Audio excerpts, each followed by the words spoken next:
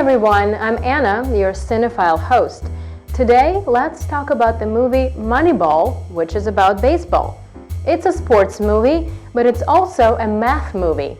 Based on the nonfiction bestseller, Moneyball documents Oakland Athletics general manager Billy Beane, played by Brad Pitt, and his efforts to assemble a title-contending baseball team on a very tight budget. This is the meaning of Moneyball. So, let's watch the movie Moneyball and see how math changed the game of baseball. You'll find the keywords in the movie.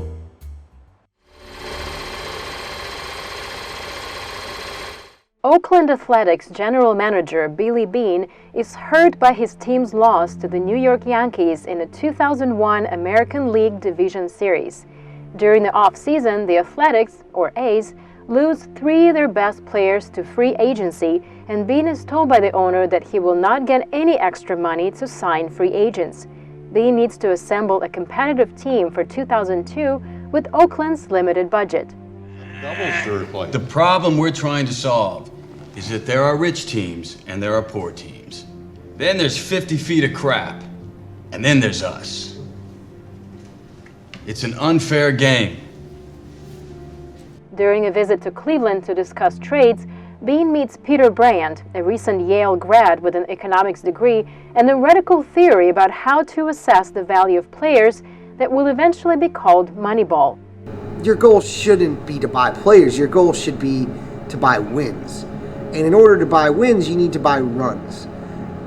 Beane tests Brand's theory by asking him in which round Beane, a former promising baseball player who washed out in the majors, would have been drafted. Beane turned down a scholarship to Stanford to sign with the New York Mets, a decision he later regretted. Brand tells him that he should have been picked in the 9th round, and Beane would have turned down the offer and gone to college. Agreeing with him, Beane hires Brand away from Cleveland and names him his assistant general manager. Rather than relying on the scout's experience and intuition, Brand uses sabermetrics, selecting players based on their on-base percentage, OBP, while ignoring their perceived weaknesses. People are overlooked for a variety of biased reasons and perceived flaws. Age, appearance, personality. Bill James and mathematics cut straight through that. Billy, of the 20,000 notable players for us to consider, I believe that there is a championship team of 25 people that we could afford, because everyone else in baseball undervalues them. Like an island of misfit toys. This angers the scouts, and the head of the scouting department quits. Beane also faces opposition from Art Howe, the Athletics manager. With tensions already high between them due to a contract dispute, Howe disregards Beane's and Brand's strategy and plays a more traditional lineup that he prefers. Beane proceeds to sign several players that the other teams have passed on, including Chad Bradford, a right-handed relief pitcher with an unusual delivery style, David Justice, an outfielder who has half of his salary paid by another team, and Scott Hatteberg, a catcher who will be playing first base, even though he has never played any position except catcher. The A's start the 2002 season badly, and everyone is blaming Beane for it because he signed lousy players. The problem with this Moneyball theory was that while it would work over the long haul of a season, because that's how such statistical odds work, it would not necessarily work in the short haul of the divisional or league playoff series when lucky breaks count for a lot and players are tired from the long season. I don't think we're asking the right question. I think the question we should be asking is, do you believe in this thing or not? I do. Brand argues their sample size is too small to conclude the method does not work, and Beane convinces team owner Stephen Schott to stay the course. 2 months later, the A's start an amazing winning streak. The team proceeds to win 19 games in a row, tying a major league record, and go into first place in their division. Everyone credits the winning streak to Howe's managing style, forgetting that these are the same lousy players being signed.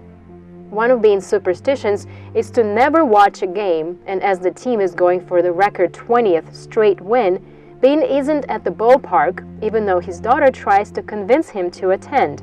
When he finds out the team is up 11 runs after 3 innings, he returns to the stadium. Just as he starts watching, the A's immediately fall apart and their opponents come back to tie the game. With Bean hiding in the team's weight room, Hatteberg hits a walk-off home run to win the game and earn the 20th win in a row.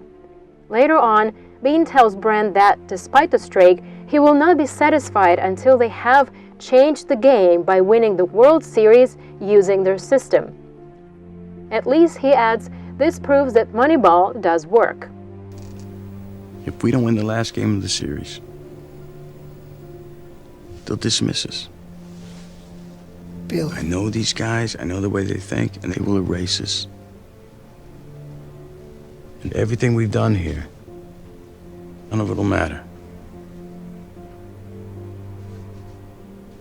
Any other team wins the World Series, good for them.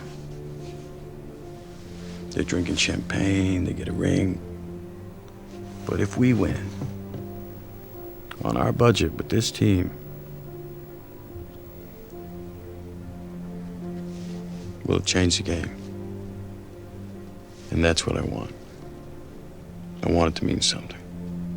Bean is contacted by the owner of the Boston Red Sox, who realizes that sabermetrics is the future of baseball.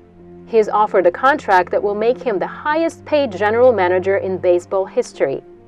The movie ends with Bean turning down the offer because he wants to win in Oakland. 2 years later, the Red Sox won the World Series using the Moneyball method. Bean is still the general manager in Oakland, and the A's still haven't won a World Series.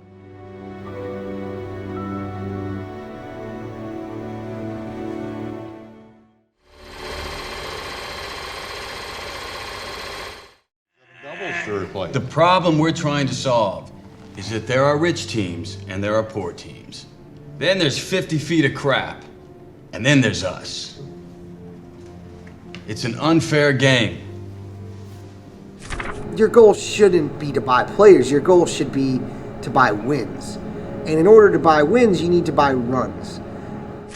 People are overlooked for a variety of biased reasons and perceived flaws. Age, appearance, personality.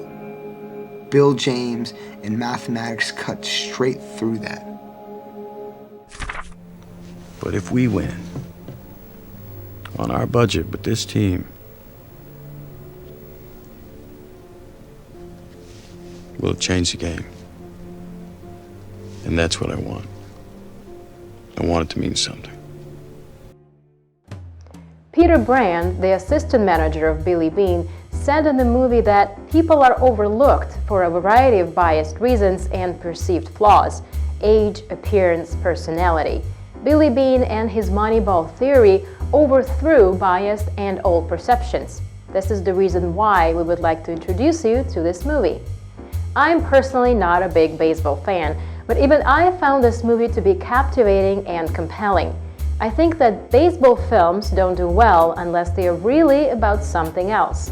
Well, this film is, in a sense, really about something else. It's about a man's struggle to change a system of thinking to focus on facts instead of mythology.